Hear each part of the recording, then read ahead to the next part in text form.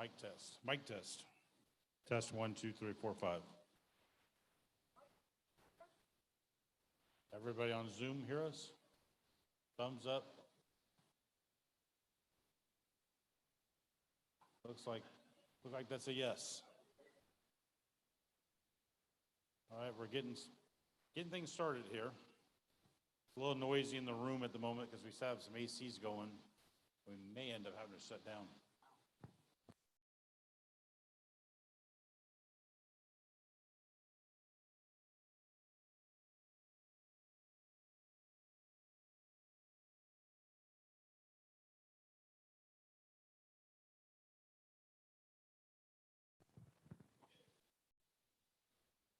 I think this is going to be some of the metal building issues.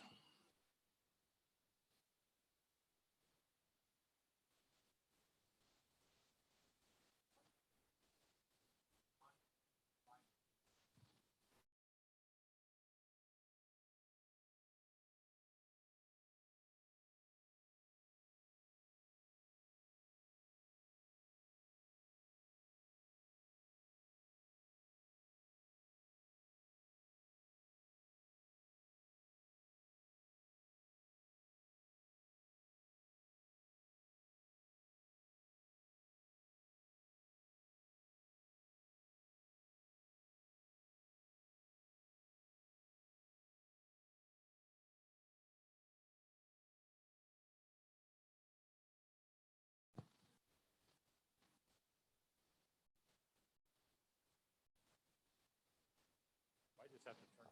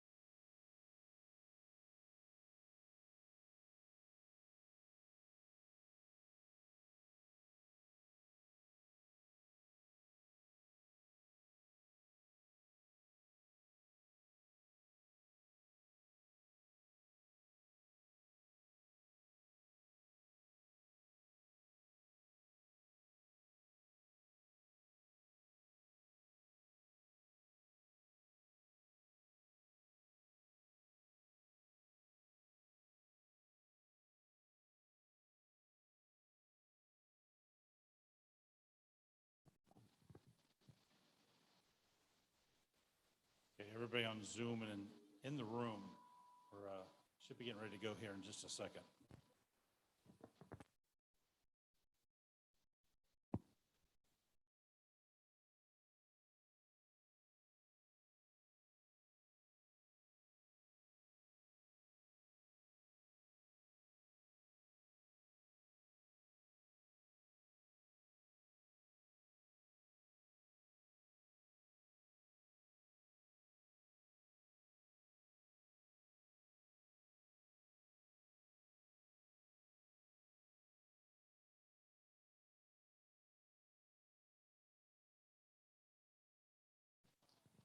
All right, greetings everybody. Welcome back to the in-person meetings of Orlando Amateur Radio Club. For you guys that are on Zoom, I see we got 2 people waiting. We welcome you to join us also. In just a second, we're going to say the pledge. We're just trying to get everybody connected.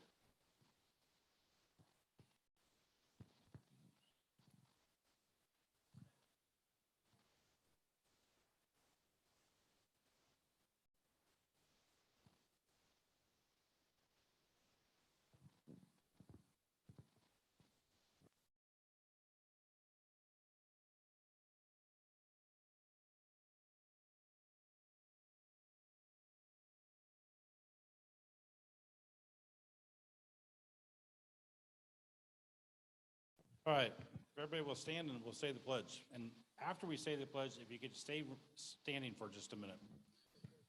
Pledge allegiance to the flag of the United States of America and to the republic for which it stands, one nation, under God, indivisible, with liberty and justice for all. All right, if everybody just stay standing for a second. In the past year, I'm sorry, ooh, that's loud. In the past year, we have lost numerous longtime members of, for various reasons. So I'd like to just take a moment of silence and remember all of our silent keys. And I'm sorry, I lost my place. As we will miss them, seeing them in person at our meetings now that we're getting back together, especially. So we'll just have a moment of silence.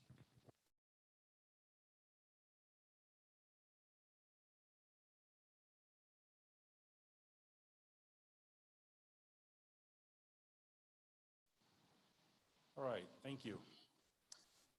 All right, if everybody have a seat, I'm just going to go around and introduce everybody as far as the board members are concerned. I think I got almost all of them up here. Tony, you still here? Get up here.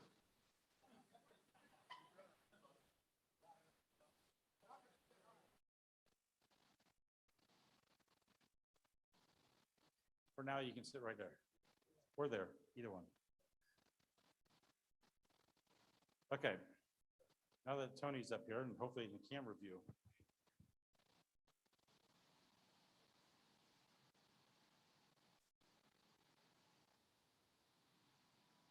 What view do you have?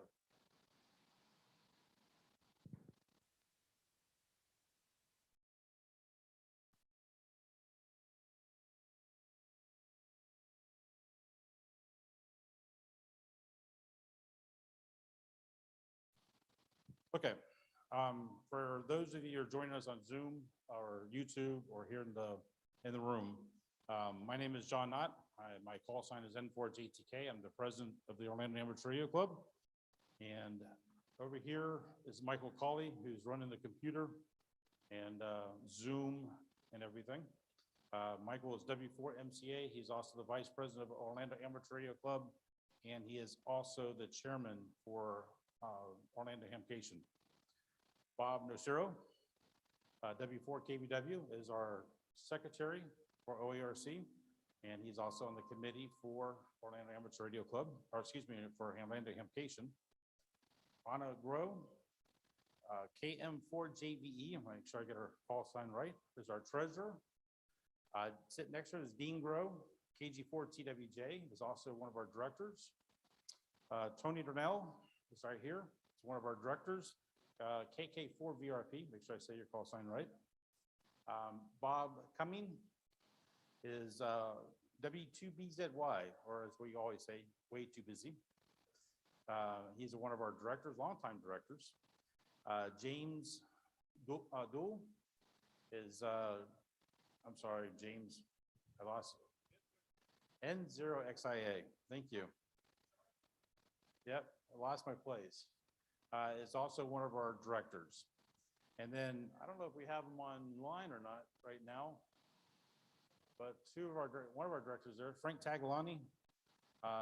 Frank is one of our directors, and his call sign is KD4EZW.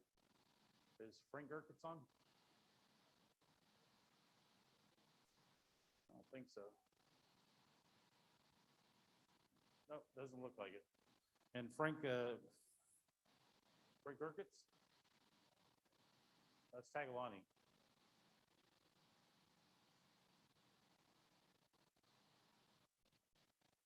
Looking for Frank Gerkitz. So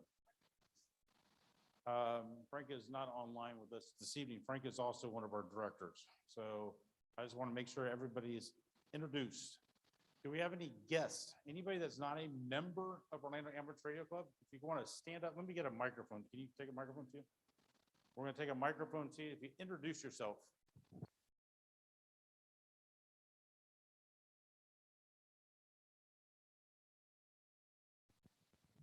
Hi, my name is Bruce Lounsbury. I live in Altamont, and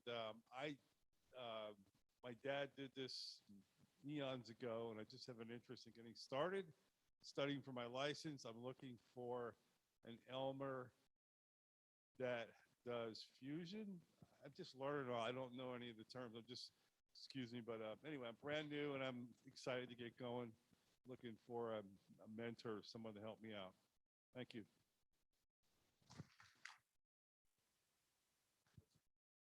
Okay, welcome, and there's lots of mentors in here. I'm sure all you have to do is start getting to everybody, and then, I'm sure a lot of people will be able to help you with your venture in amateur radio. You haven't got your license yet?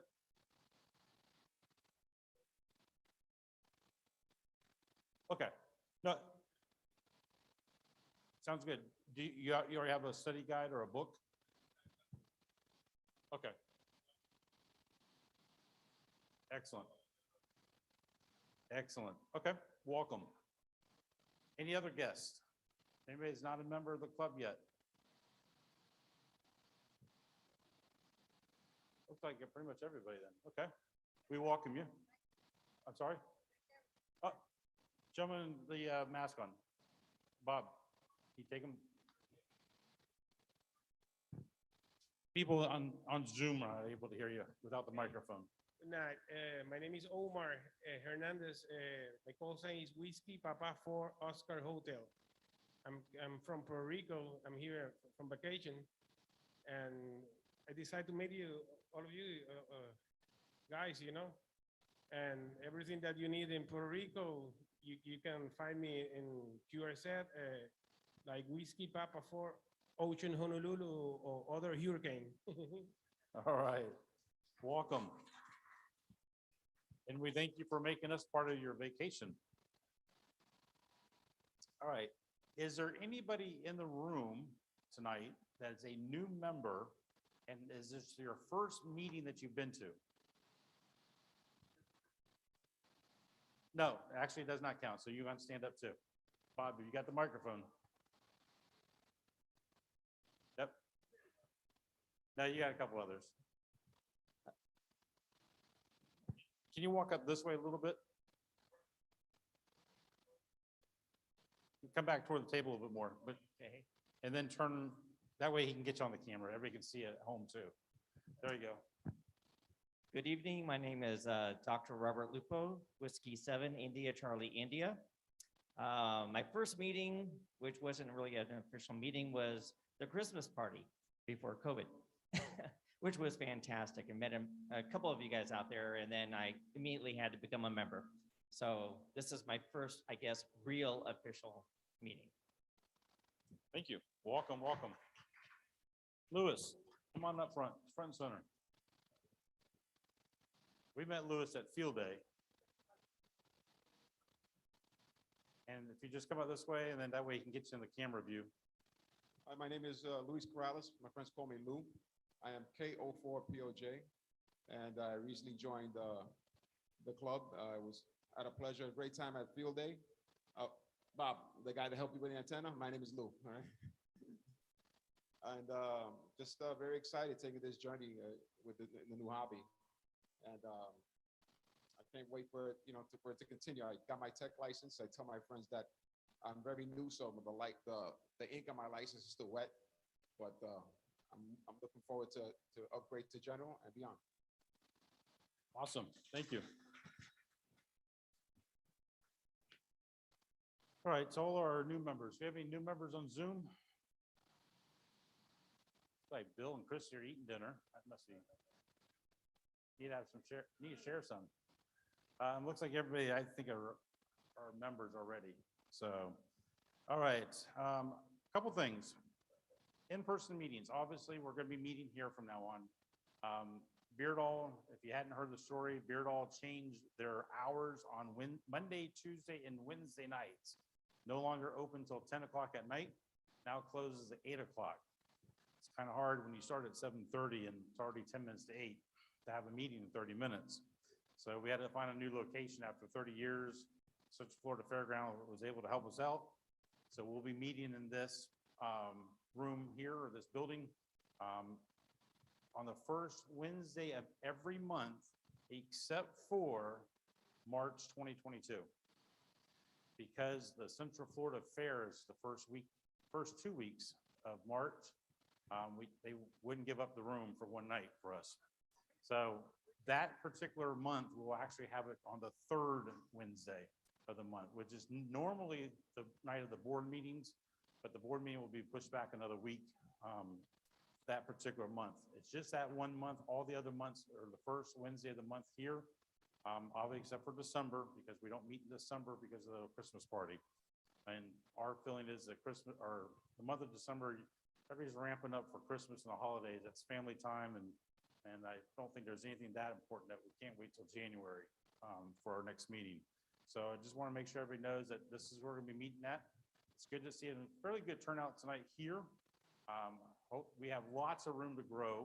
We have lots of room to add more chairs and stuff. For typically back at Beardall, we could max out around 85, 90 people, and there's people standing at that point. Here we have plenty more room. We can add more chairs and get a lot more people in. So it's going to work out well. Just got to get used to all the different acoustic sound differences and stuff, and we'll work through it. This is kind of a test for us this month. So real quick conversation about field day. I just want everybody to know that normally the board starts planning field day in November, December time period. We started making plans for field day. This year was a little bit different, of course, because of COVID.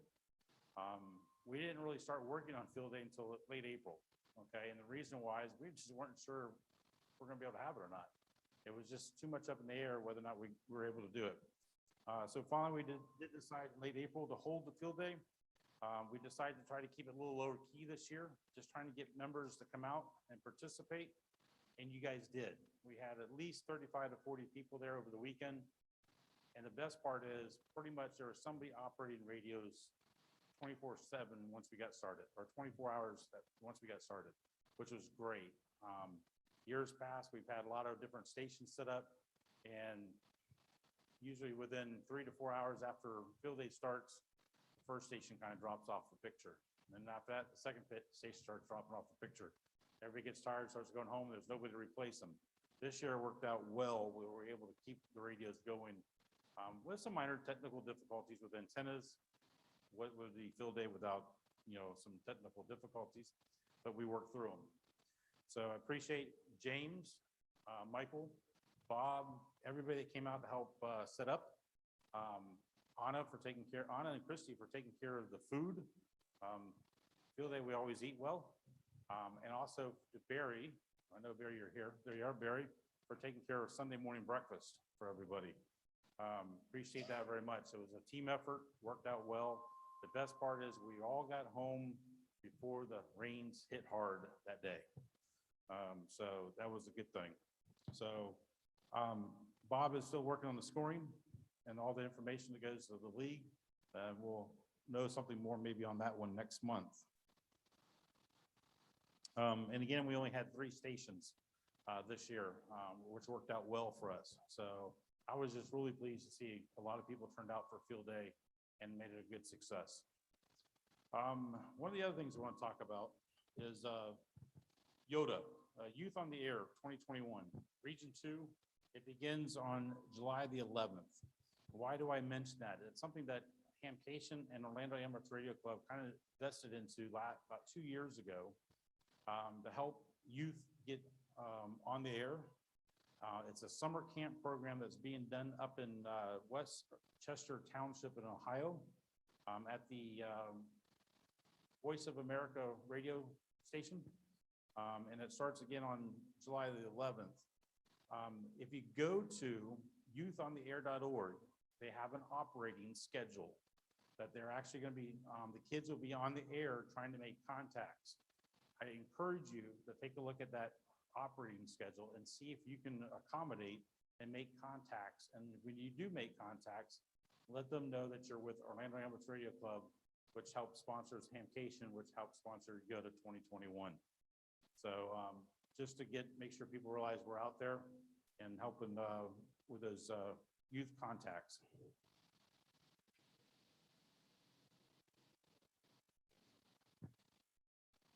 So appreciate that very much. If everybody can do that. Michael, did you want to talk about Hamcation and whatever your needs are now?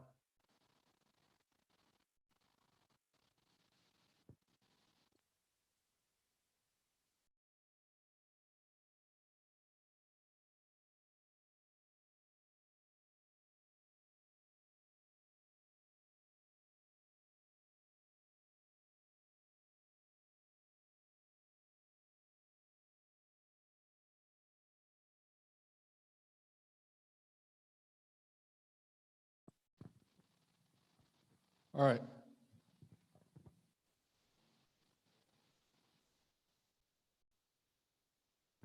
Okay, let's try it again. There we go. Everybody, name's Michael Colley, W4MCA. I am the general chairman for Hamcation. We are looking for some committee opportunities to be on the Hamcation committee. We have chairman positions and assistant chairman positions. These positions are actually year-long, just not during Hamcation. These are for people that want to help out on the committee to make Hamcation grow. For the committee positions, or for the chair positions, I am looking for a publications chairman or woman, chairperson, which will be in charge of creating all of Hamcation's on-site flyers, our program, and any other publications that Hamcation needs. Person would be more able to work with programs like Publisher and Adobe and stuff like that to create this stuff. Our next position is the special event station. Someone that easily interacts with people. The station will be set up next door in the commercial building, the main commercial building next door. So our guests can come by and actually operate an HF station. A lot of years we get the newest, latest, greatest HF radio from one of our vendors. We've had the 7610 there when it first come out as a radio. It's an opportunity for people to play with these radios and see what they're like. Probably a person a little more familiar with HF, able to operate HF radios a little bit better. Then we'll need a talk-in chairman. This person be in charge of our talk-in station for anybody that's coming or going from Hamcation, traffic reports, how to get here, location, stuff like that. Parking when they come in. A lot of people ask where to park, stuff like that. Those are our chairman positions, and then we need assistant chair positions also. One of them's going to be awards, which will work with Mike Bannigan, help come up with new awards, help process nominations of awards, and help pick the winner of awards. The other one's going to be on-site tickets. Frank Gerges is looking for a assistant to help with ticket sales during the event, help make sure all the booths are manned, also help teach how to use the credit card machines that we use in the ticket booths. And then the other one that we need currently is transportation. This is to help Julie with transportations. This is probably one of the most fun ones out there. You get to drive a golf cart the whole weekend. But you also help schedule for it, make sure everybody that's there knows how to operate the golf carts. You do a little training with them, teach them where the pickup locations is, stuff like that. Those are all my positions and for the committee. But to let everybody know also, just like I said, these positions are year-round. This is a way to help your club. One meeting. Thank you. Help your club get donation hours. By helping out year-round, you keep track of your hours. This is how some of the clubs get the money they get, is by, I'm doing it wrong. Got to go to that screen.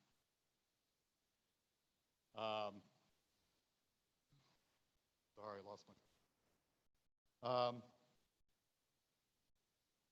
So please, if you're interested, I'll be here all night. Come and talk to me during the break or after the meeting. Also, we do need volunteer positions, just normal volunteer positions during the event. Security will need the most. Frank, Pony, and Fred. Security is our biggest area that we need volunteers for, but everybody needs volunteers at Hamcation. Tailgate, RV, swaps, commercial, VEs. We need VEs also. IT, Anna needs help in the kitchen to feed all of us. Plus, the nice thing is, if you work 4 hours, doesn't matter what day it is, starting on Tuesday through Sunday, you get a free Hamcation ticket. So you don't have to buy a ticket. And if you do work all day, we feed you also.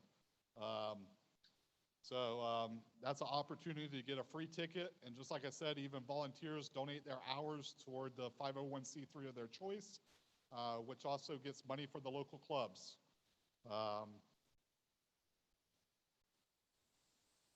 And the other thing, I'm not sure if anybody has realized, especially newer people, on the Hamcation website, if you go to www.hamcation.com, at the very bottom, there's a spot you can put in your email address and subscribe to the Hamcation newsletter, let's say.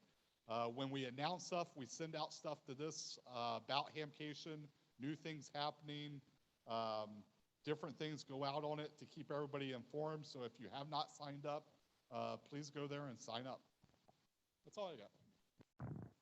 All right, thank you, Michael. And also, just so you know, we don't send out a lot of stuff over the Hamcation newsletter form. We just send out special announcements, big things that trying to get the word out. So you don't have to worry about a lot of stuff populating your inbox that you might not want to see. So, but if you are interested, please come up to talk to Michael during the break tonight, or even after the meeting or whatever, so that way he can get your information and hopefully get you signed up. All right. I'm going to go around to clubs. This is going to be kind of fun because I'm not sure who's all online that will probably be part of this. QCWA, anybody from QCWA? Rich, want to come up front for a microphone and camera view? And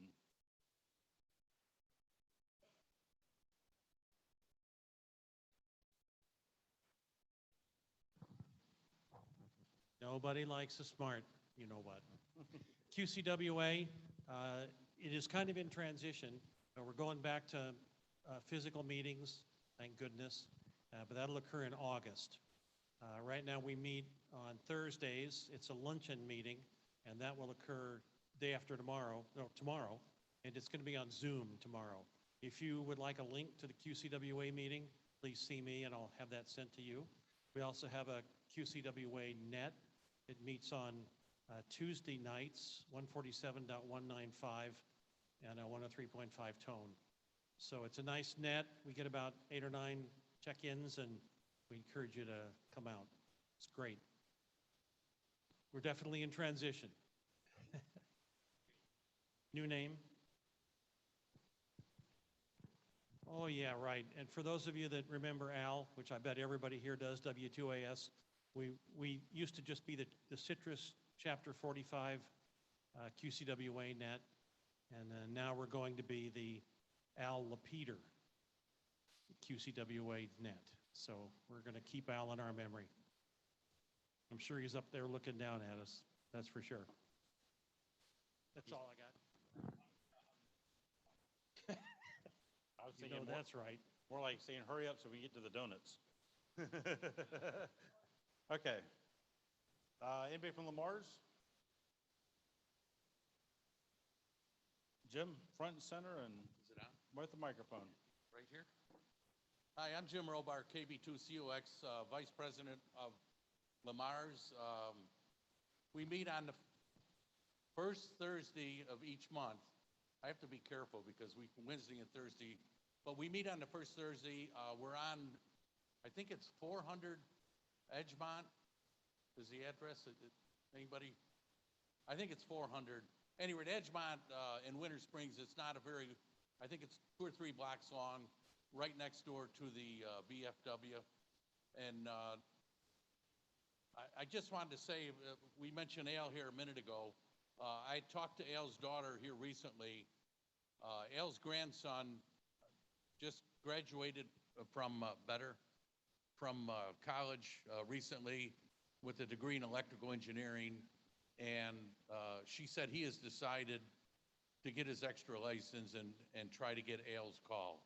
And I thought that was fantastic. So Next month, when we have our Lamar's meeting, we will have a program on the new rules for RF presented by one of our members. So if anybody's interested, if folks here have never been up there, stop and see me, and when we got a little more time, and I'll help you out with it, information-wise. Okay, sounds good. Thank you, Jim.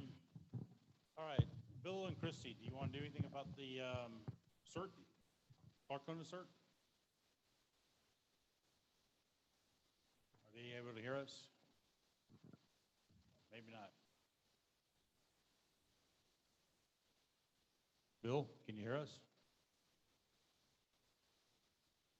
Must be turned down. We'll keep moving forward. CFRA.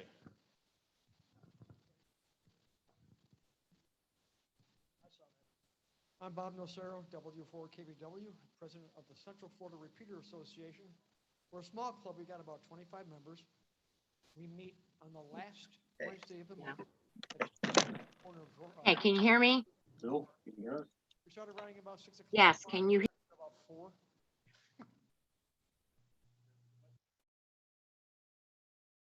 Oh. Okay. Anyway, we meet at Perkins at Forsyth University around 6 o'clock and around 7 o'clock, just for a ride through. And Now try it. We start having our meeting, which lasts maybe 5 minutes. Repeater is downtown Orlando, Colonial, and I. Can you hear me? Yes, can you? Website is mycf8.org. It's very, the only thing that's really changed on the thing is the roster. I don't put any messages up there or not, so. The dues are $12 a year. If you're husband or wife, both hands. Now try it.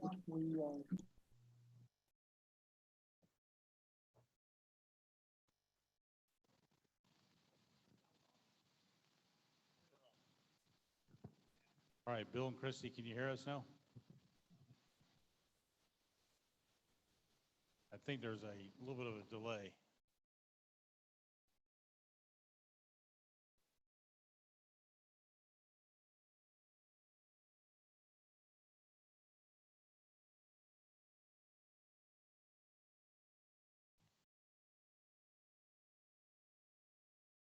Testing 1, 2, 3, 4. Everybody on Zoom can hear? I can hear. This is Mason.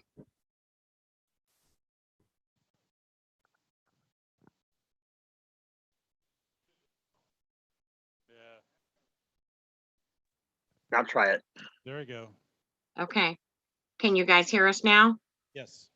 Okay. We can barely hear you on the computer. 1, 2, 3, 4. Everybody on Zoom can hear? Okay. So, I can hear. okay. This is Mason.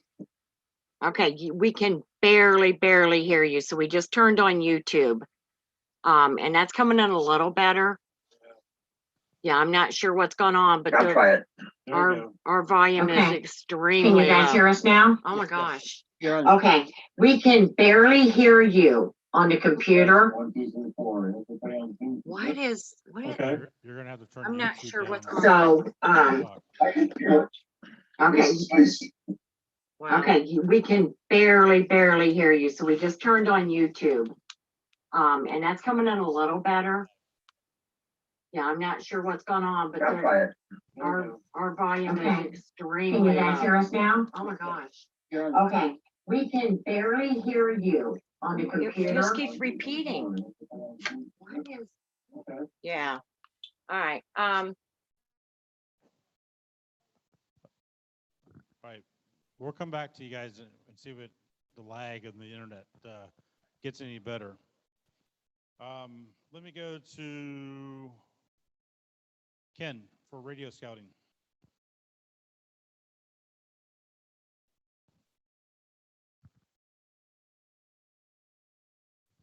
Can you hear me now? All right.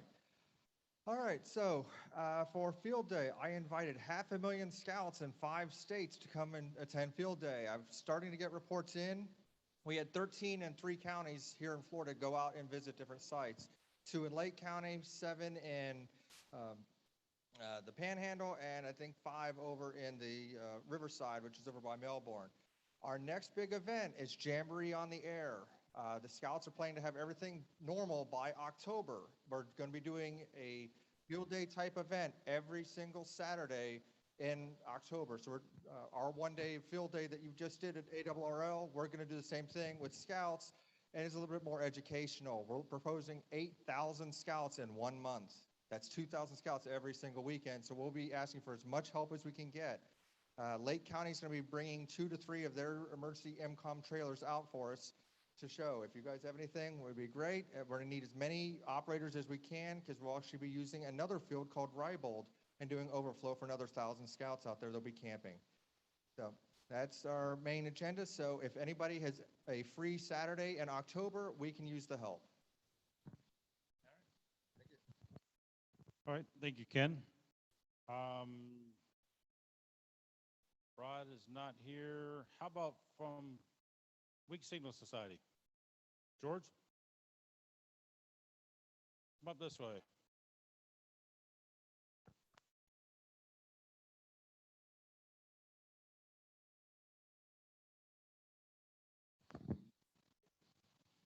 It is really nice to see you all again. I'm glad we're pulling this off and look forward to some more of these nice meetings. It's been dry spell for me, and just socializing in my own garage, talking to 3 cats is just not too sociable. The beacons, sure there are not a lot of you people up there in the higher frequencies, but we keep the beacons going in case you want to drift up that way. We did finally, I've reported for years, I think, that the 902.4 was going to be back on the air, and guess what? It is. So 902 or 900 megs is an interesting band. I think we don't even have a repeater anymore in the area on 900 megs. At least I'm not picking it up. But if you want to experiment with 900 megs, there's plenty of surplus equipment still out there. You can run lots of power on 900 megs, but it's not like shooting fish in a barrel like you do on HF. So you put a little bit of extra time and money into the equipment and not have that many contacts, but not everything is about a contact. Something is just achieving what is sometimes impossible on these frequencies. You can get in some serious distance in. Anyway, we're getting great reports on all the beacons. They're all on the air except the 2 gig. There's still a technical problem there, but 902 is the next one up from 432. We have a lot of people on 432, even though it's on repeaters. So you can get some of that equipment over onto sideband and CW. There's still a net on Thursday nights, about 8:30 on 432.090. They're conducting a lot of FT8 experience there, and you can get your feet wet on that. And then from that meeting, you can branch out to anywhere you want to go, because at the end of that meeting, if you want to go on up to 10 gigs or whatever equipment you put together, they'll be glad to get people like together with you and check out your equipment. But the good news is 902.4 is on the air finally. And if you're not real familiar, we have beacons on 6, 2 meters, 222, 432, 902, 1296, have to skip 2. We've got beacon on 3 gigs, 5 gigs, 10 gigs, and 24 gigs. So help us out, get some equipment, get some interest up there. We're making all the effort we can to try to generate some interest. So it's just up to you guys to get on and make it all happen.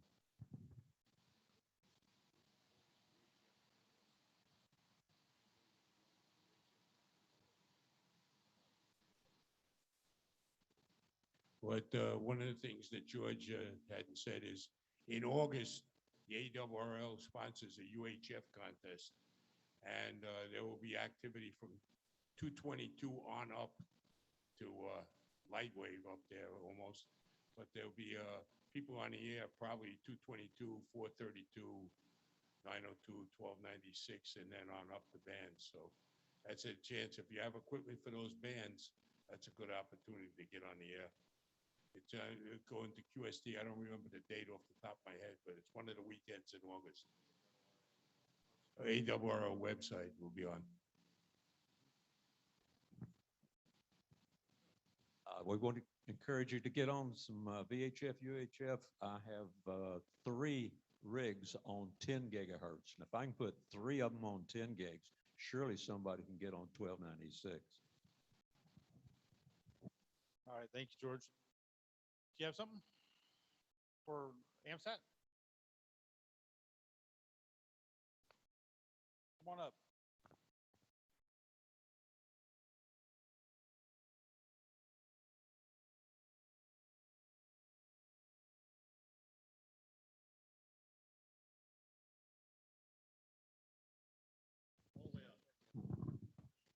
Okay, first thing is I don't report for AMSAT anymore.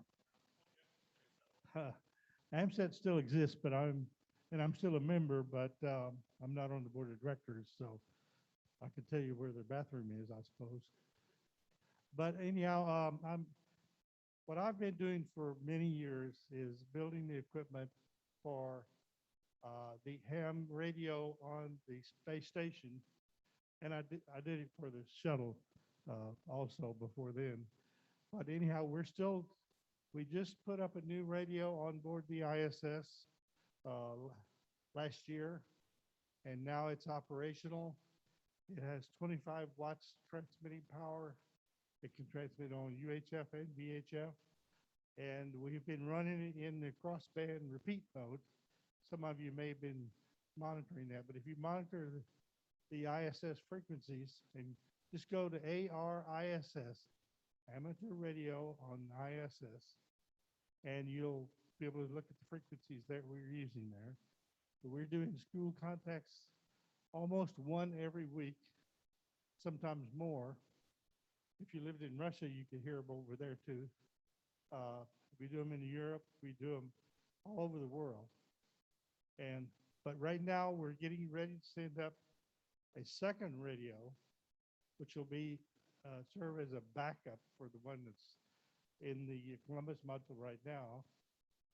And that one will eventually be operated out of the Russian module. So we're trying to coordinate all the radios on board the ISS between both the Russian segment and the US segment. And they will operate together.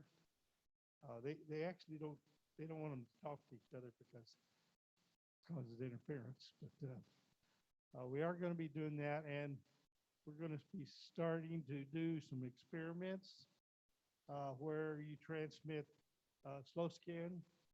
We transmit it up and it comes back down, and that way they cover the whole territory that's in view of the ISS at that time. So we're going to have a lot more things going on.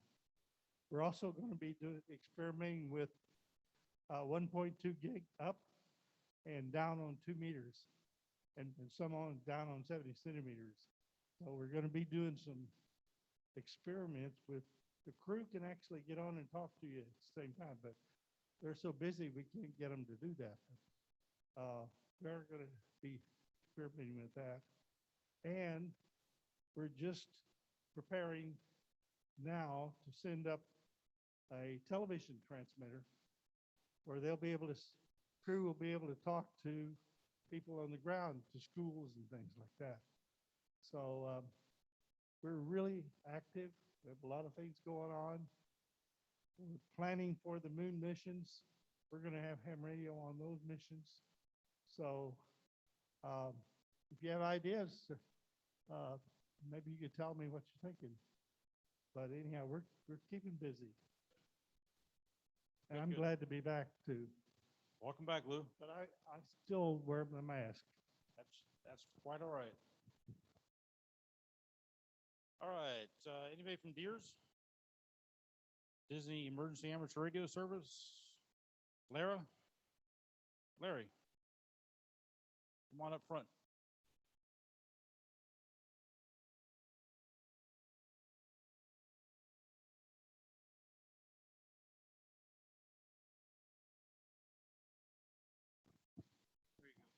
Fixed radio systems can't work a wireless mic.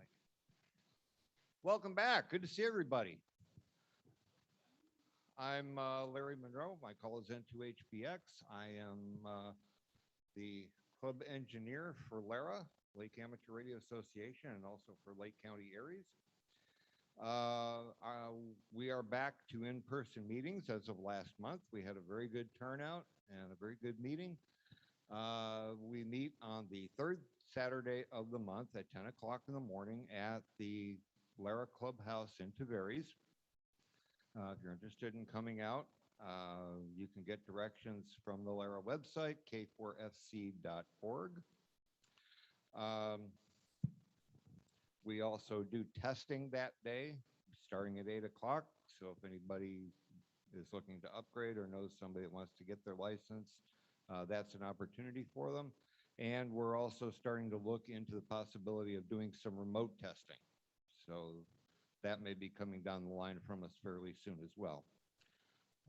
We do have nets. We have a net 3 times a week on VHF on the 147.255 repeater, which is located up in Tavares, plus offset 103.5. And that's on Monday, Wednesday, and Friday starting at 7 o'clock. The third Monday of the month, we have a net on Simplex on 147.420. So that would be another opportunity, probably people closer to Lake County. East side, maybe not so much unless you got a real good antenna. But we participated in Field Day. We had a good turnout for Field Day. The Lake County folks, the Sheriff's Department brought us out some toys to play with. We also ended up having a mobile kitchen there this year, which helped with feeding the hungry hordes. And we managed to not get too wet. So that was another plus. That's about it. Good to see everybody again. Hi out there. And let's make this a habit from now on. Yes, it is definitely good to be back. All right, anybody from Seminole Aries?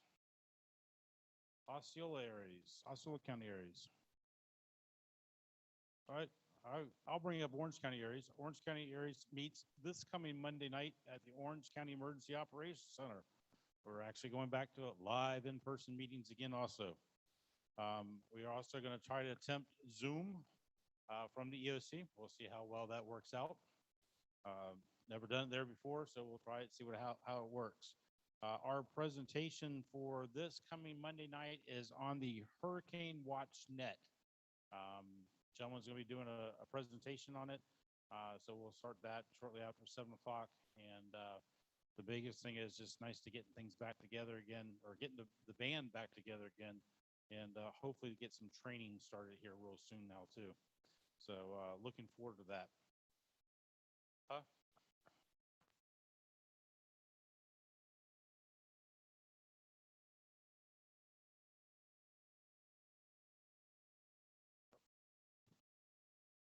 Dick, did you want to do anything on the cert? I kind of skipped over since Jerry wasn't here and it wasn't really the EC anymore.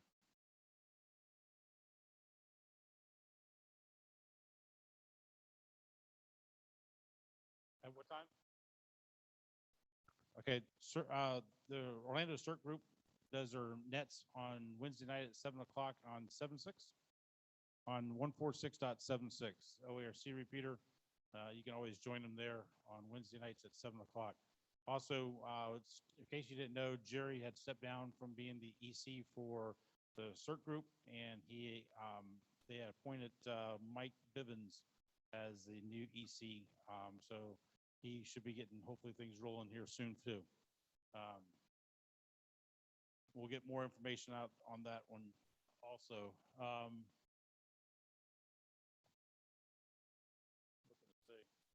Okay, Let me go ahead and go around real quick to the board. Michael, did you have anything else?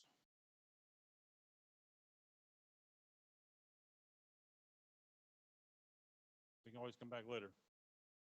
Anna? Dean? Yep.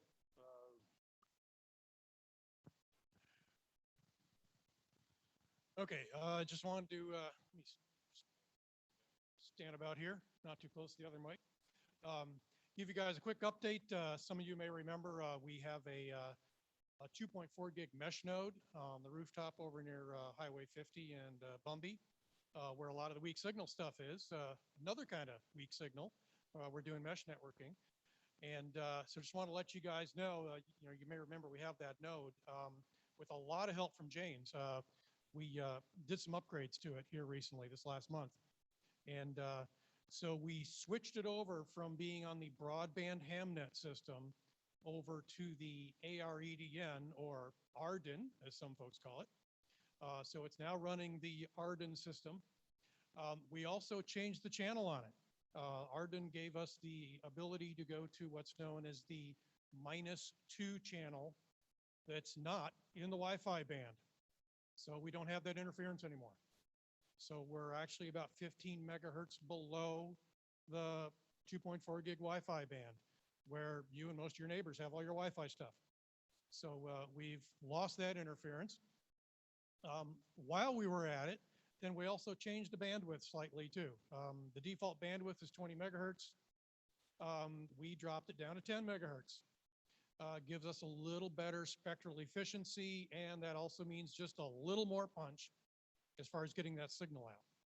So with all that done at my own station, just over 7 miles away in Union Park, I'm seeing much improved signal levels there. So we'll continue trying to build out mesh here a little more, but just want to let you guys know from an infrastructure standpoint, mesh infrastructure, we've gone to this Arden system and that -2 channel. Lou, you had a question?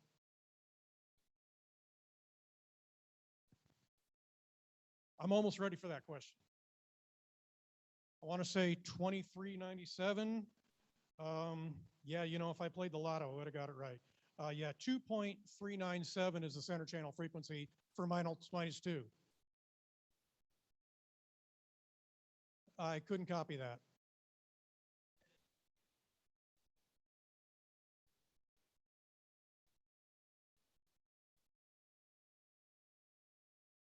Okay, I mean, it's weak signal, so I guess if you notice something, let us know.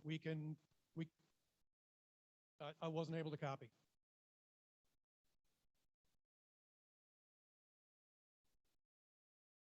Okay, yeah, I mean, we're a little ways up from that. Worst case, we could go up one more channel, which would get us above 2.4. So if you're noticing issues with, I mean, bear in mind, it's weak signal. If you're noticing issues with that, let me know, let James know, and we can work on changing that frequency slightly. So anyway, I just wanted to give you guys an update on that. It's a joint project between Orlando Amateur Radio Club and Orange County Aries. And we're also working with Aries to also try to get some 5 gigahertz equipment put up too. It's been a long time coming on some of this stuff. We've been working on this for over 10 years. And we're hoping that in the next year or so, we can get some more traction on that. Thanks. Thanks, Dean. Let me go to, oh, that's a little bit better. Bob C. Anything? Just testing tonight. We had 2 new technicians starting to test at different locations, so I was surprised we had anybody here tonight. It's good. James? Am I hot? Yes. Yep. I'm one of the people that helps take care of the repeaters for the Orlando Amateur Radio Club, and I just wanted to point out, it's been off for the air for quite a while, and I think it's been announced several times, but I'm just going to announce it again. The 147.015 is back on the air in the Pine Hills area. 103.5 is the tone. It's also fusion capable. And for those that have been playing with the Wires X side of things with Fusion, that repeater is now Wires X. We moved it off of the 146.76. So now if you want to play with the Wires X, it's on 147.015. Okay. Want to bring the microphone down this way. Tony, did you have anything? Good. Frank Tagalani, I know you're online. Did you have anything that you want to address to the club?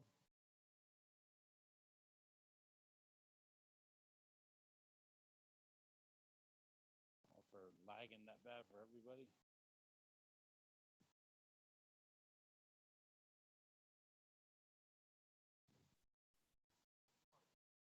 Michael, you said you had something else?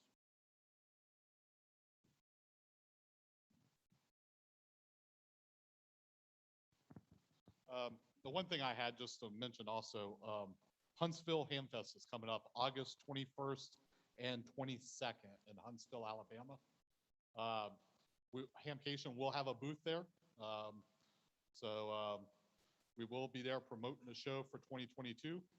So if anybody's interested in going there, it is August 21st, 22nd. Huntsville is the third largest Hamfest in the country. And it should be huge this year. They changed their floor plan a little bit to fit a few more people and give a little more social distancing in there. So right now, I do know that they're pretty much sold out, I believe, for vendors and swaps area. 3 swap tables left, that's it. 3 swap tables left is what Mark's told us. It's a great event to go check out. So if you're itching to get back to a Hamfest, that'll be your first larger one. Until Hamcation next year. But we will be there with a booth set up for Hamcation. Okay. All right. Real quick.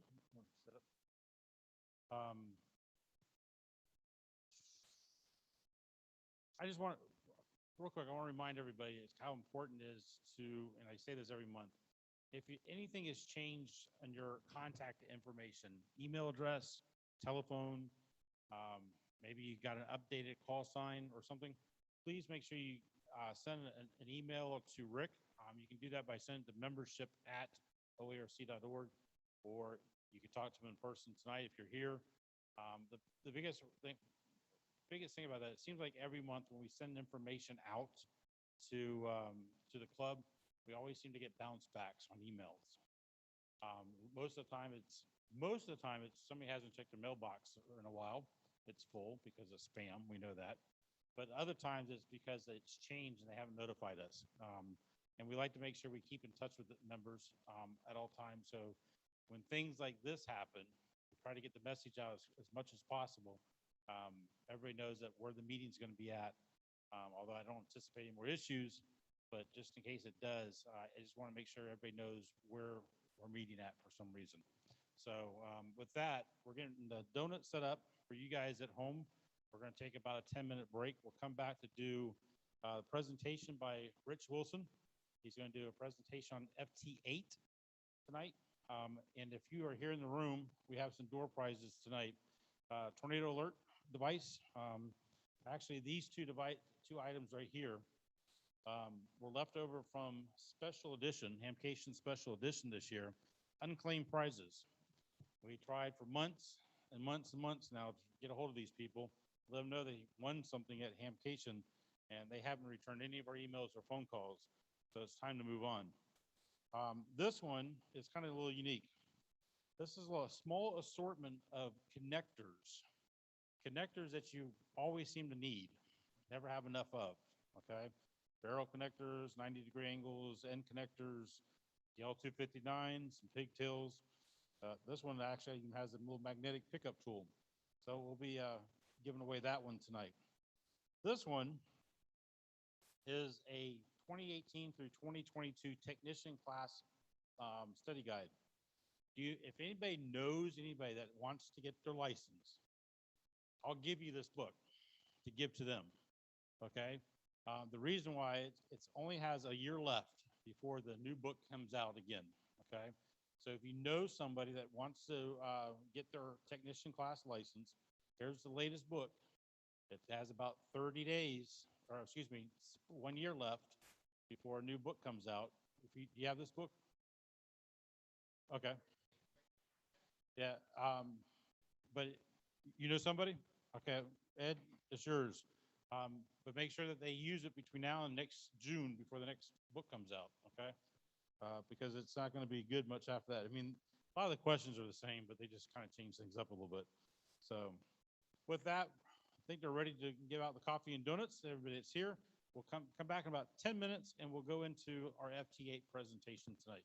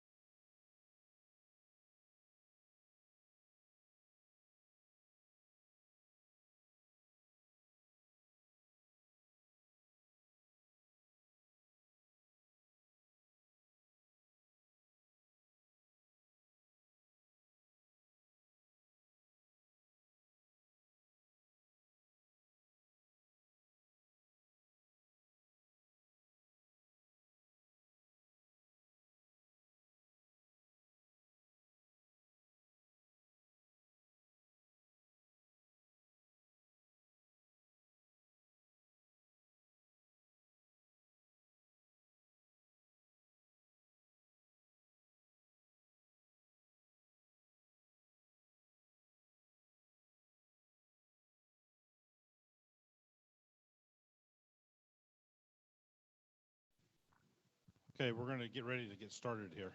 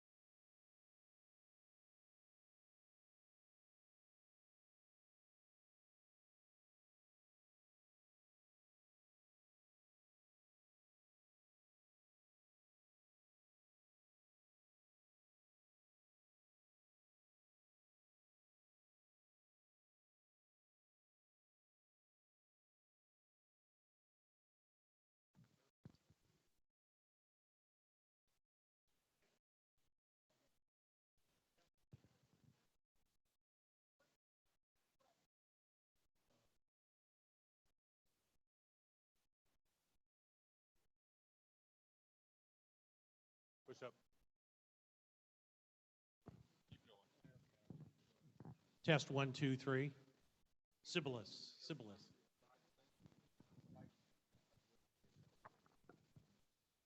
One, two, three, four, five. 1, 2, 3, 3, 2, 1. Okay. CQ, CQ, CQ. All right, folks, we're going to get started. So 9 o'clock, we want to try to get this done. How much time you need there, Rich? I don't remember how much you told me now. Oh, it can go 45, but I can compress it and Okay. we'll, because it's what, 10 to 9. Yeah. So we'll go 25 maybe and Okay. see if there's any questions and. We don't really have a time limit here, but I know some people might want to get home. So Okay, probably work tomorrow. before the full moon, you know, so. All right, guys, we're going to get started. Rich is going to do a presentation on T8. Plus, he has a radio set up over there. Which is running FT8. All right, if you can put up the slideshow. How many people here have ever operated FT8? 1, 2, 3, 4, 5. Well, that's more than last time I gave it, which was like a year and a half ago. So, all right.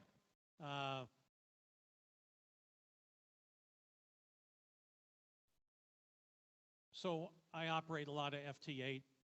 There's my station right over there. It's running. And often I get questions about, well, how do you hook the radio up to the computer? Some people who have never run digital have that question. So we can look at this too. And I'll save that for afterwards. So if you want to leave after the presentation or during it, we can just do that later. So let's see here.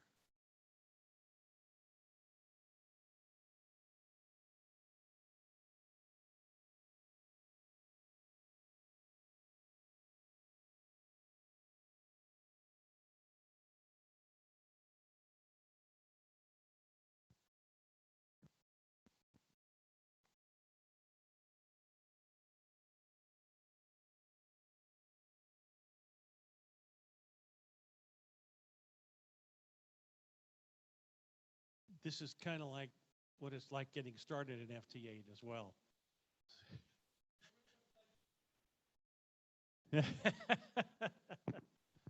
All right, well, he's getting, okay, here we go.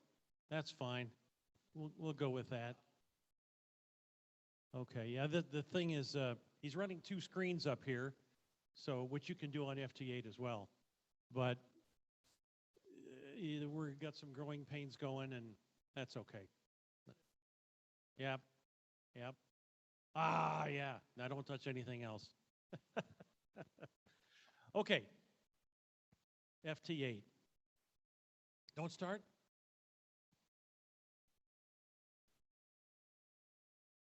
Mother, may I? Yes, sir.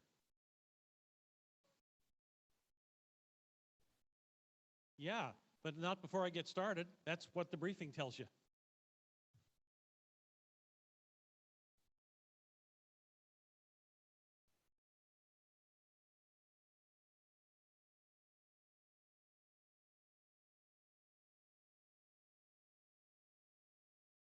Are we ready?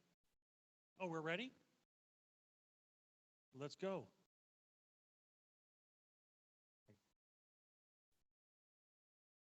I'm trying to click it. Click it or ticket. That's what they say.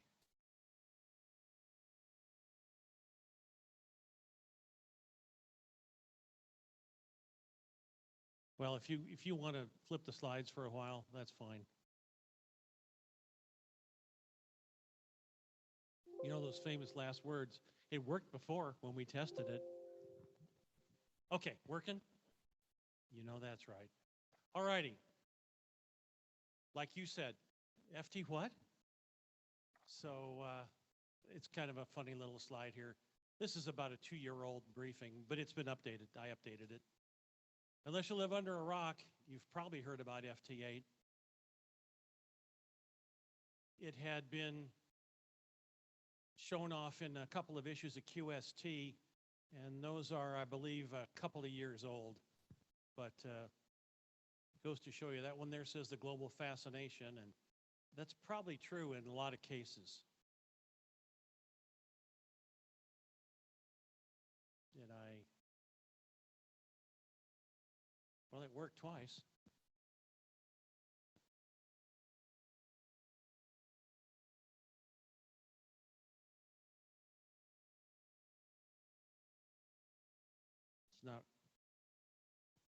It's not a responding. Okay, so it's a digital mode. And at the time that I wrote this briefing, there were a lot of issues running around. A lot of people said, it's the greatest thing since sliced bread. And that may turn out to be true. Of course, it'd depend on your perspective. Other people say this kind of stuff is the end of ham radio as we know it. So I got some head nods out here. But you know, they probably said that when single sideband came around. So it's all a matter of perspective. Anyway, I view this as something in my tool belt that I can use when I need it or when I want it. And it's just one of the many modes that I operate. I operate like most of you, CW, not very much phone, but anyway, different modes. And so this is just another different mode. God. All right. Let me go back. Okay, we were right here. FT8, a lot of people call it a magic mode. For guys like Lou and other engineers here, it's a communications protocol. CW is a communication protocol as well. It's a set of rules on how we run a mode. It uses 8 tones, and hence the name FT8. It's spaced pretty close together. An entire FT8 signal only occupies 50 hertz, not kilohertz, 50 hertz. So it's pretty efficient. They have some transmitting sequences, and I'll show you those later. And that's a lot of stuff that most people probably don't care to know. But for the rest of us, FT8's a software package that allows us to run this mode. It is a multi-platform package. It runs on any computer probably that you got. It does not run on a tablet. Well, a Surface it would, but a window, an iPad, something like that, you're not going to be able to run this. It's non-conversational. This is an automatic mode, which is kind of weird, and that's why people say, this isn't ham radio, but maybe. It auto-sequences, so you'll see here, you can cause it to call CQ, or you can cause it to call a station that you see in the band, and then you can go to the bathroom. It'll have a QSO with them, and the little log panel will be up there when you get back from going to the bathroom, if you made a contact. And you probably will. It's a digital mode. You may have heard of JT65. That's another one of these in the same software package. JT65 was developed for EME, Earth, Moon, Earth comms. PSK31, anybody heard of PSK31? These are all different digital modes. FT8 has a relatively short transmission of 15 seconds. It'll transmit for 15 seconds, then it'll receive for 15 seconds. So you'll call CQ for 15 seconds, and then you'll listen, see if anybody calls you. Or not you, but you can listen, but the machine does this for you. It's designed, and this is where it's great, and why it was even greater maybe a couple of years ago. But this is a weak signal mode. This is designed for very weak signal communications, and you might get a weak signal because you're in a minimum, a sunspot minimum, or you might not have a very good antenna, or you may not be able to run much power, though this doesn't take much power, and you don't want a lot of power with this. It's a great way to make contacts, though, if the bands are dead or you're using low power. I'll show you some pictures of the bands. You'll see.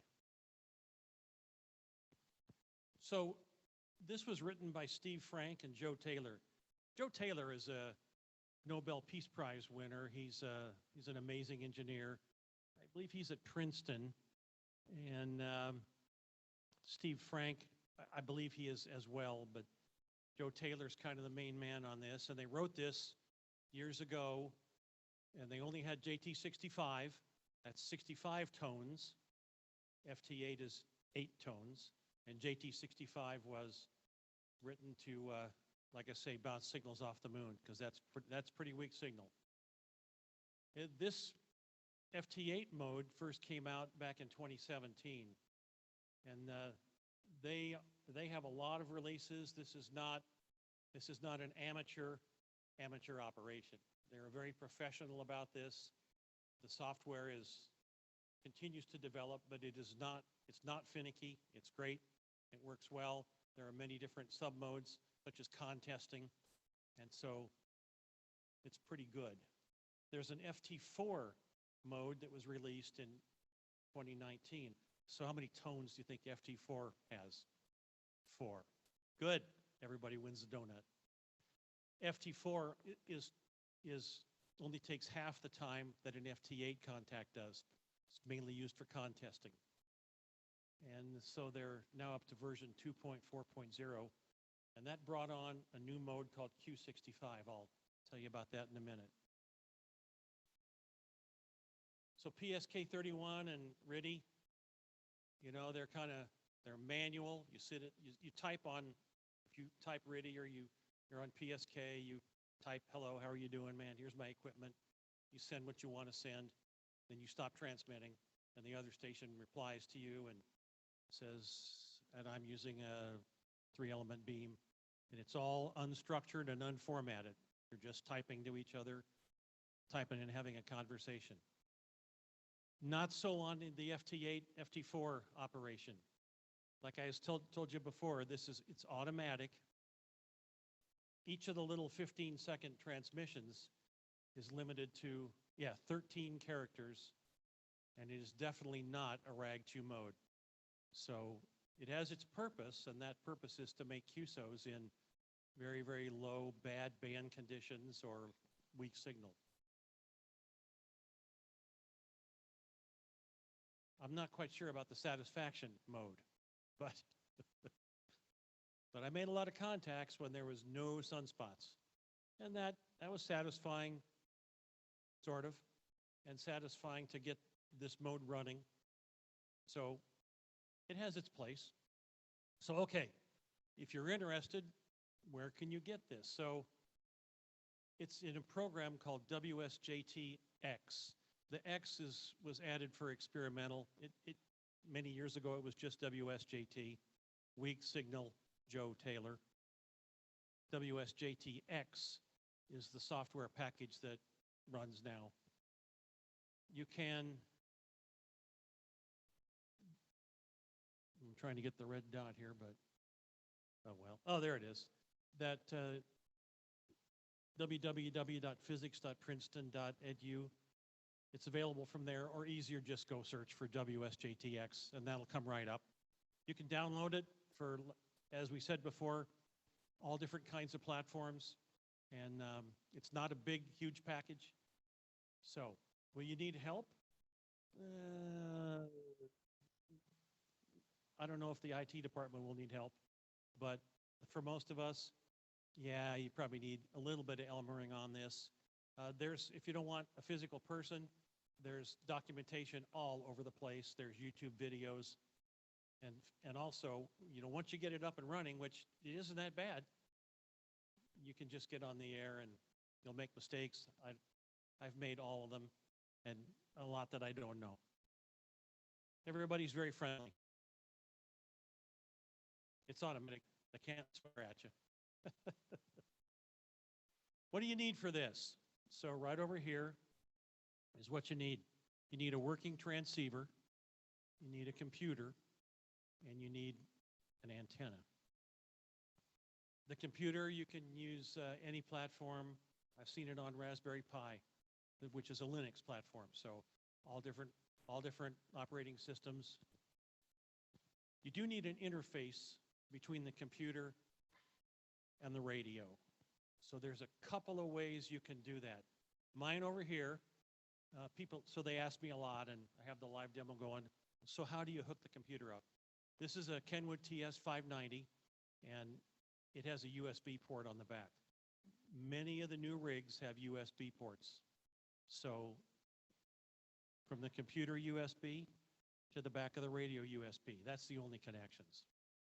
The alternative to this, I have another setup, and I have a motorhome, so I have a TS480, Kenwood TS480 in there. That doesn't have a USB port on it, it's older. And I use a Rig Blaster. You may have heard of a Rig Blaster.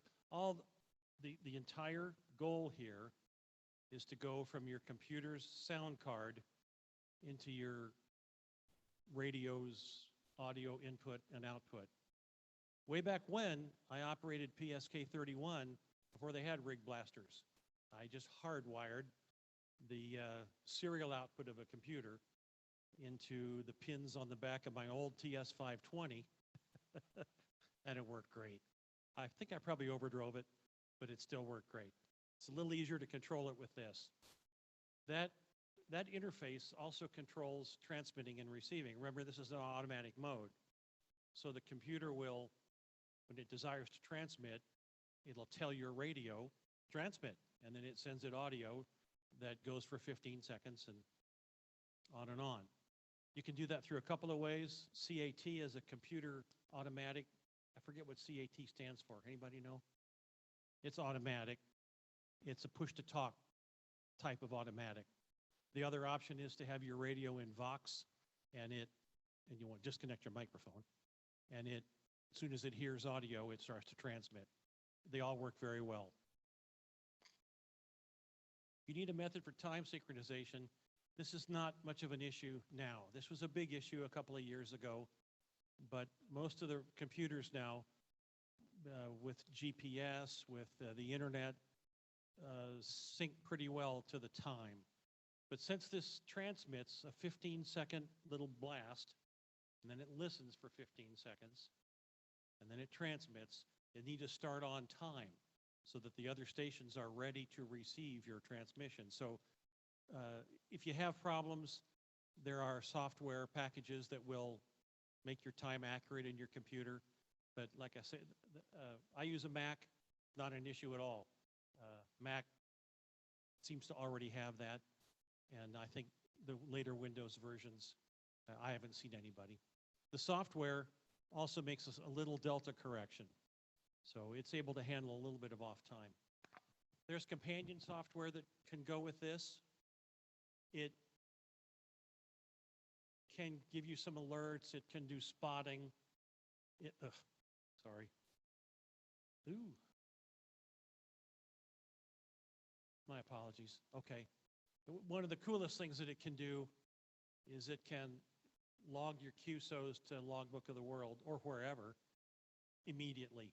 So this is pretty cool. In a contest, you can log your calls, your QSOs right away. Very helpful for the other station. You don't have to use a contest logger. So if you're just going to operate FT8 at field day, this will produce a ADIF and a Cabrillo for you, just like N1MM or N3FJP loggers will do. How do you operate this? Your radio needs to be an upper sideband. That's pretty typical for any of these audio-based digital modes. RTTY, PSK31, any of these modes, the radio needs to be in upper sideband. We're going to turn up the volume here in a minute, but you don't need to hear it. It's all visual. So, in fact, the volume would be, the sound is a little annoying after a while, not wife approved. There are specific frequencies that you want to set the radio to. The one in my motorhome, my TS480, I don't control that automatically because I have the rig blaster. So I have to set the dial to 7074, for example. Here with the automatic control, the CAT control, I'm just going to click on what band I want, and it puts my radio on 7074. That's pretty cool.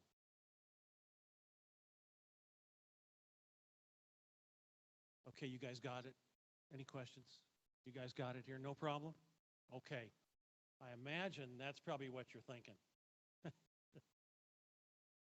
This is what the display looks like. Well, it was running over there. I'll bring it back up. We're going to break this down, and there's not much left, so I'm sorry if it gets a little tedious, but this up here, this is a waterfall display. These signals come marching down the screen. This little panel down here shows you what your receiver is tuned to, what stations are on that frequency. And this one over here shows all the activity on the band.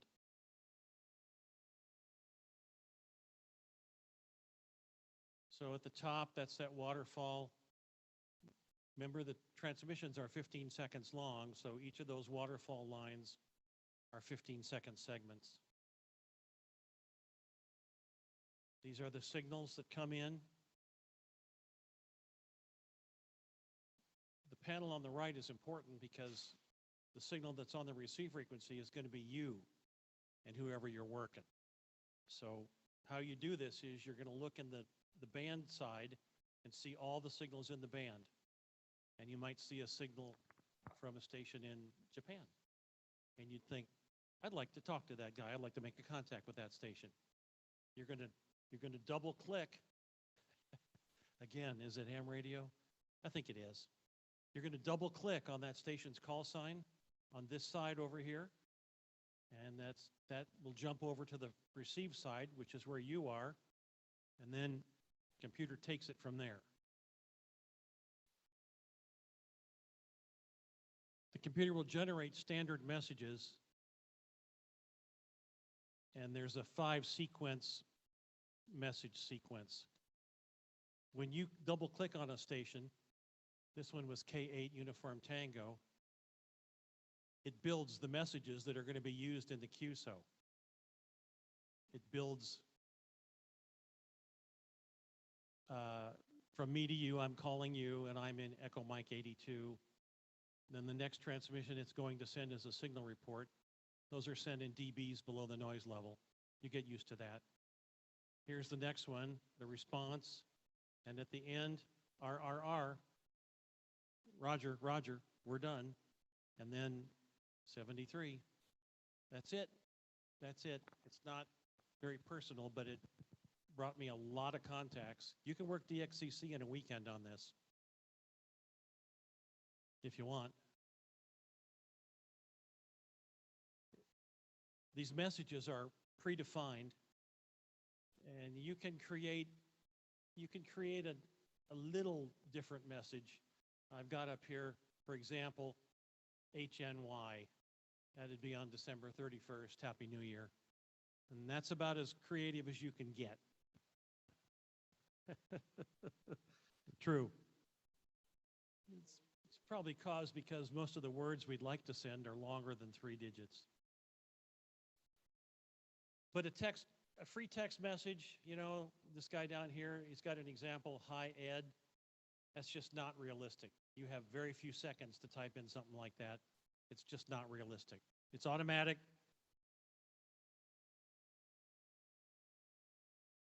So there are some new modes that I told you about, FT4. It's the same format as FT8. It has those 15-second, only these are 7-second times. So it's quicker, it's designed for contesting. These are weak signal modes because it's only got 7 seconds now to send all of its forward error correction and stuff. It's slightly less sensitive. But this can go down to about 21 dB, typically below the noise level. You can't really hear that. You can see it on the waterfall, but you won't really be able to hear that signal. Not that you would anyway. You're going to set your radio to 7074, for example, and your upper sideband pass band is about 2.7 kilohertz. So you're going to hear all the signals in there. You won't really hear the one that you're working, or you won't know it. They just came out with a new mode. I haven't used this mode yet, but it's called Q65. And it's, if you download WSJTX today, Q65 will be in there. It's 65 tone mode, but they've been having QSOs almost daily on 6 meters with 100 watts and a small beam antenna reliably with this mode on 6 meters every day. Yes, sir. That's a good question. I can find out. I want to say 50 hertz, but I don't think so. Probably wider than 50 hertz with 65 tones. So I don't know the answer to that. Not very wide. There's another mode you might hear about when you start getting going with this. It's called FT8 call. It's an experiment not written by Joe Taylor, but a couple of guys got together and said, we ought to be able to have a RAG2 mode here. And so they've written FT8 call. You can write simple short messages. My antenna is 3-element Yagi, whatever. I used it. It's, if it's all you got, it's okay. But it's out there. It's out there and it works. Okay. So this was a better question 2 years ago when I wrote this. Are the bands, are they really dead? Because if you tuned around 2 years ago, you'd hear the HF crickets out there. But not if you're running FT8. And even when sunspots were 0, at the minimum for a long time. So this is 12 meters. This is on a Saturday. This is 12 meters. Oh, darn it. I apologize. On the upper display here, you've got the FT8 slice, and they're the only signals on the band. Nothing else. Here's the waterfall display. You've got, oh, I don't know, 1, 2, 3, 4, 5, 6, 7, probably 10 stations in there. And here's all the band activity. This is what it sees and it decoded. There's a lot of station in there for dead bands. 17 meters, same kind of issue. This is the whole band of 17 meters. 18067 to 18130 or 166, I believe. That's the whole band of 17 meters. Right here at 18100, that's the FT8 stuff. Nothing else going on. Something going on up here, a little signal. That's it. And that's what the waterfall looks like on the dead band of 17 meters. So first time I saw this, I couldn't believe it. I couldn't believe it. You can always make a contact on FT8, even if it sounds completely dead. 20 meters. Band's a little more lively here. So this green thing, this is where FT8 is. So 20's hot. There's some CW going on. There's single sideband up here. And the waterfall reflects that, and you've got a lot of stations over here on the left in the band that it's decoding. So 160 even, not very active, and yet you had 1, 2, 3, 4, 5, 6, maybe 8 QSOs going on 160. So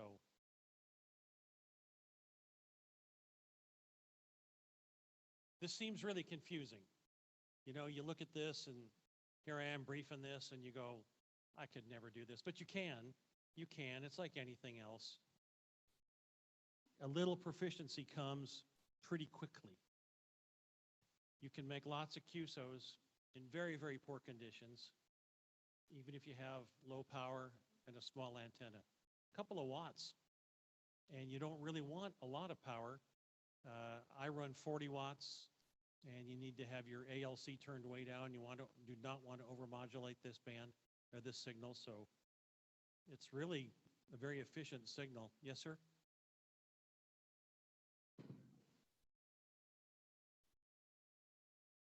Is there anything that lets you know where your contact is located? Yes, there is. In the panel there where it shows the band signals, and if you double click on one, in the band signals, everybody transmits their Maidenhead grid square. So when I call CQ, it's CQ, WR4RW, EL98. So you can see immediately on the bands where things are located. Of course, their call signs a giveaway as well, you know, if it's DX. But then when you double click on it, and it builds your little sequence of messages, it also puts that station in I'm not quite sure what it would be called, but it gives you a heading and a mileage to that station. So it can also operate a rotator if you have software to do that. I just turned mine by hand, but anyway. Are we running late, John? Okay. So I think you can see that you can make a lot of QSOs, but I would be remiss if I didn't tell you. I think you've got it figured out. You can make a lot of contacts, but if you're not a computer person, it could become tedious making a lot of contacts. You know, when we did Lamar's did a special event station, and I ran FT8 in that. JC, did you operate FT8 in that as well? Well, I guess it was Dave that did. Anyway, I made 300 or 400 contacts in that, and that got tedious sitting there for a couple hours. Anyway, you can make a contact about every 3 minutes in this if it keeps running along. I'll tell you one thing though, you see lots of DX and it's easy to work them. If you have anything other than a wet noodle laying on the ground, your signal's going to get out and they're going to hear you. It's pretty cool.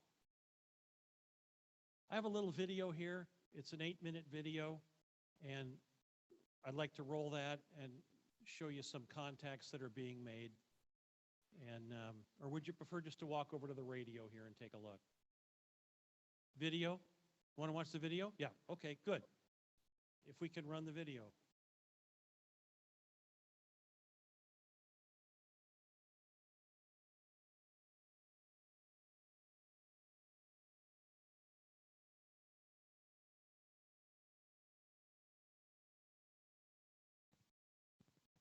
While he's getting that started, are there any more questions? Rotten apples? Yes, sir? FT8 and FT4 are not on the same frequency. When you put the software into the FT4 mode, you'll see the frequency list change. And then you'll click on that, 20 meters or whatever, and it's going to say, instead of 14074, it'll say 14078 or whatever it is. So again, it's kind of automatic selecting those frequencies, but they're also published if you just wanted to look them up.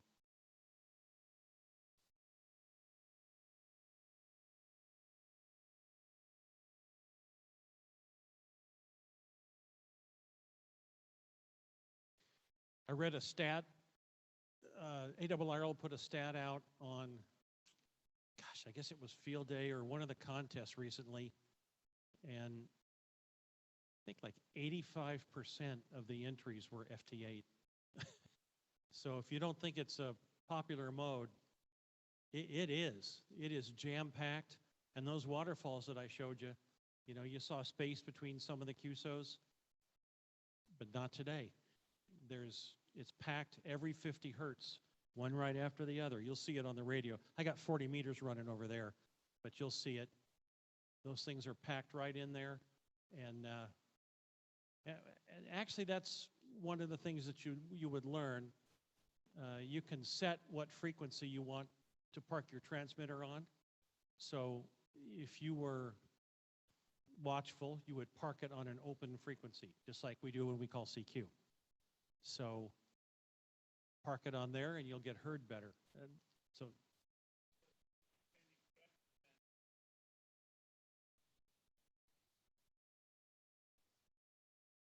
yeah, the 7.4. Not a calling frequency, but it's the bottom of the 2.7 kilohertz passband. That window, the waterfall window, the left end of it is 14074. And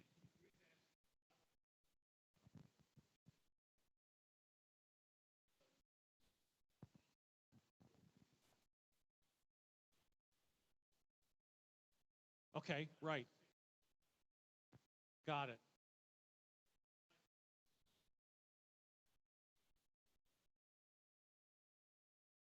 Oh, yeah. Yep.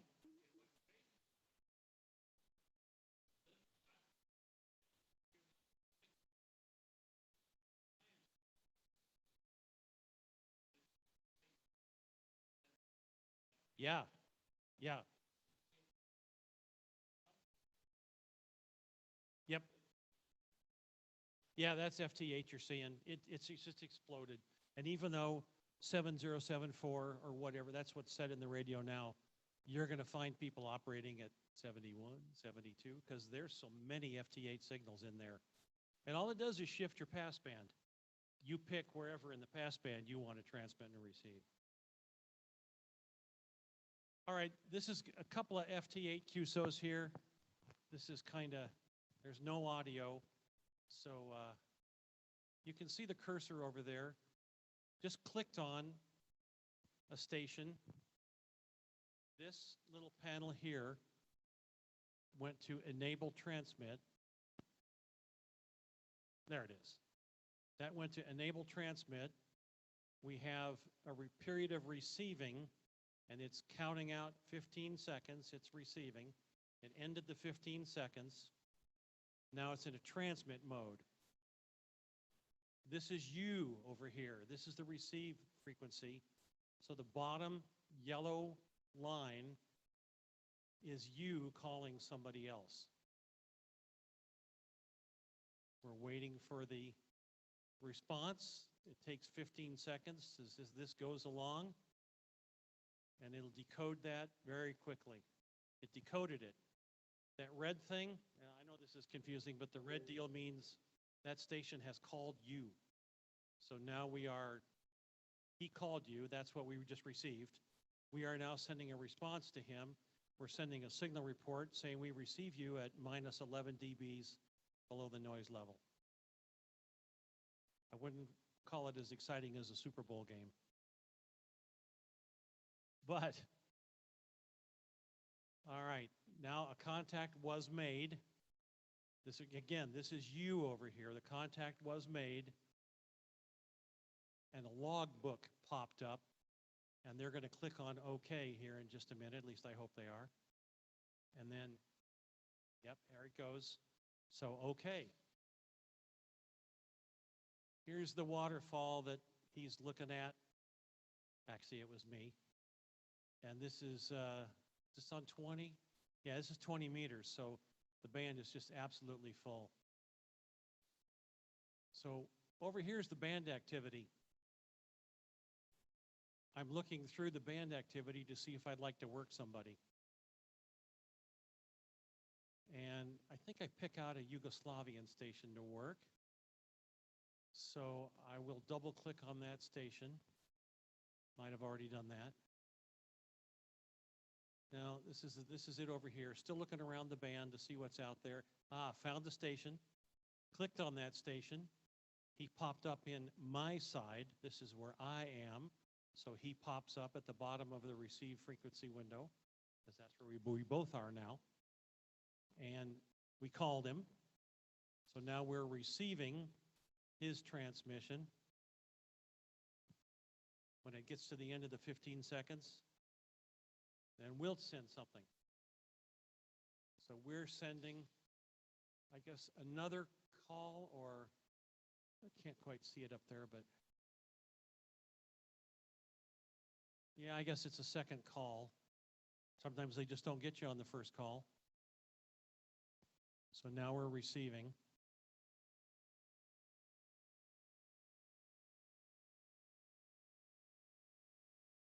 Here's that line going across again.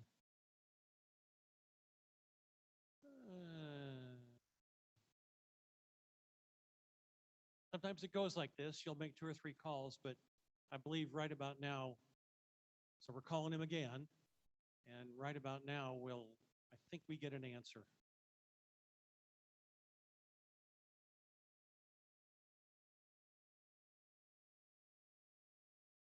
I was talking before to someone that if you want to be a good, careful operator, okay, so now we have enabled, yeah, okay, I'm sorry. I believe we're just still calling them.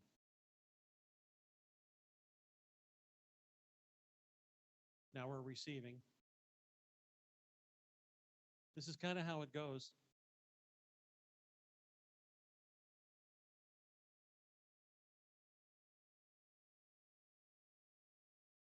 All right.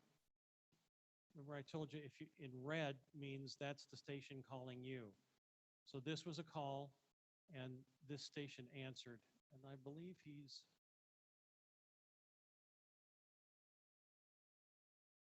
I think it's a Yugoslavian station. I'm not quite sure.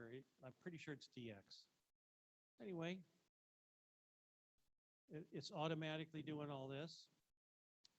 So we get down to the end here. The red means he called me. Now I'm sending him a signal report. This is all automatic. You don't put in a signal report. You don't tell him what you think he is, an S9. There's none of that. This is all automatic. The receiver, your receiver is going to pass along what the signal report is in dB below the noise level. So, okay, we made a contact there.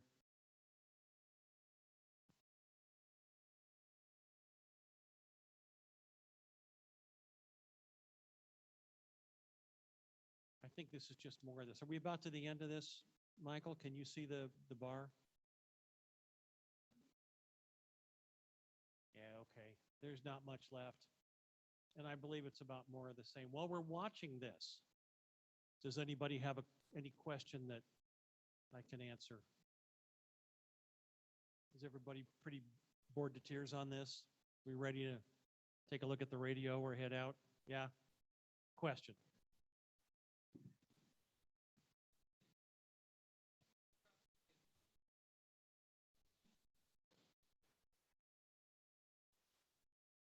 You can do that.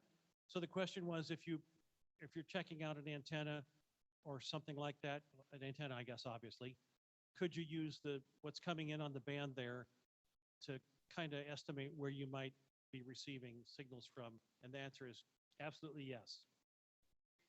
Even when you're transmitting and when they come back to you, yeah, because you're going to be able to see on there what his Maidenhead grid square is. And even if you don't have those memorized, who does? But if it's if it's different, totally different letters than yours, you can get an idea of that. And if you click on it, the software will tell you how far he is. So you could do that. There's other ways to do that too, the reverse beaconing system, that kind of stuff. But yes, that's good intuitive reasoning. Are there? There was one question. What are the rules regarding leaving FT8 unattended? Well, FT8 unattended, so we're getting into station control rules. So you can be in the area of your computer. You shouldn't go too much farther than the bathroom. It's only going to complete 1 contact or 6 transmissions before it shuts down. It'll call CQ 6 times, and then that's the end of that. So it's not going to run away. And this is, well, it's a little bit above my pay grade, but this is, as far as I know, approved, no fault in this. Nonetheless, you still can't, go on a road trip while this is operating. You have to be in control of your station. I think going to the bathroom, going to the kitchen to get a glass of water, it's probably okay. But anyway, that's a good question. So it's not as automatic as you might think. You cannot, it's only going to make one QSO. You can't turn this on and have it make 24 hours worth of QSOs. That doesn't happen. Pardon me? You have to select each person you want to talk to. Yes, more or less. If I'm calling them, I double click on them and it goes through that automatic sequence. If I call CQ, it'll answer. Now, there may be many callers, but it'll answer. You can set up a priority scheme. Pretty much it answers the first one that called. So, and then that's the end of that. If you're calling CQ and someone answers you, you have to, the way it goes is I'll sit there and I'll click enable transmit after a QSO. That means I'm still in control of the radio and I'm going to allow it to make another contact. So it's pretty tight control. You couldn't go far, that's for sure. Yeah, absolutely. It does have a dead man function as well. Bad term, but yeah. Are there any other questions? I know this is can really cause the eyelids to drop. I appreciate your sticking with me on this. It's a great mode, and I'm really glad I got into it. I've learned a lot, and I know you will too. So I'd like to invite you to come over to the radio and we can play with it, or you can call it a night. It won't hurt my feelings either way. But anyway, if you have any questions, if you decide you're going to get into this, if you have any questions, I'd be very happy to answer them. You can call me anytime. Rich, WR4RW. Give me a call. And before we do that, if you guys want to do the radio, we'll wrap Sure. up the meeting first. Then while we're breaking down, if you want to show the radio and stuff, we'll do that. Okay. Stay right there. All right. Thank you again, Rich, for doing the presentation.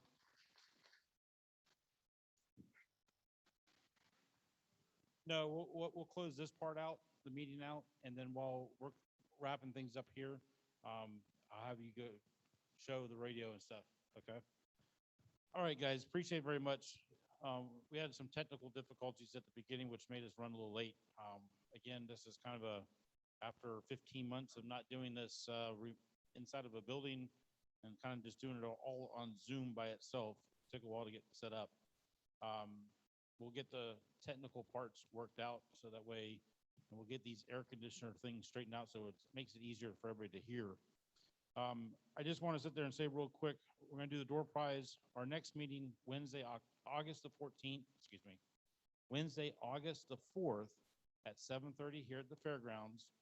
And our guest speaker is going to be Stuart Smolkin. It's Smolkin, WA5EYI.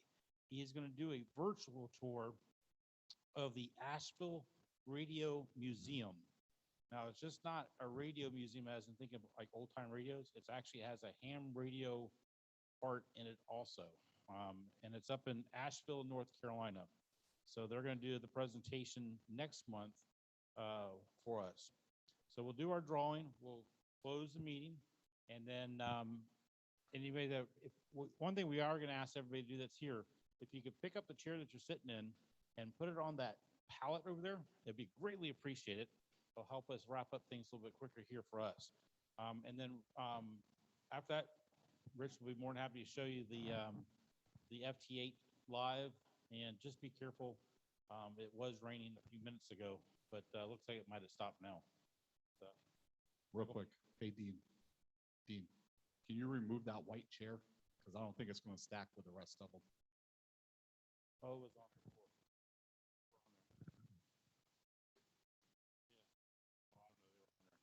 Okay, first one. Got the tornado alert, the book, and the connectors. So as we've always done in the past, it'll be your choice what you want to take. Ticket number, last four digits, 1136. 1136.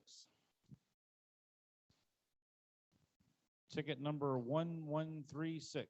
Anybody? George, did you have a ticket? Oh, Tony? Your choice. You get a choice. You can use this connectors. Everybody can use connectors. All right. Next one, 1153. Larry.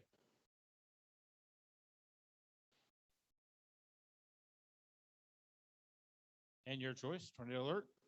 Good choice. And last ticket, 1126.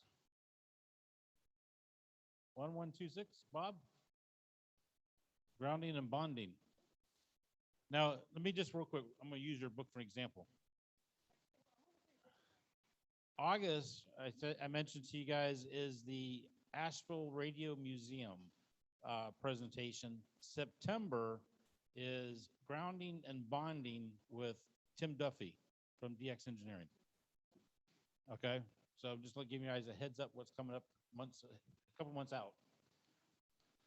Just real quick, I want to give a shout out to one of our viewers on YouTube, Hal Castell, WNON, and he is actually listening to us live from Brazil. Nice. Thank you, Hal. All right, if there's nothing else, we'll go ahead and close. Appreciate everybody coming out. Thank you for coming out for the first meeting after 15 months of being hidden. And we look forward to seeing everybody next month.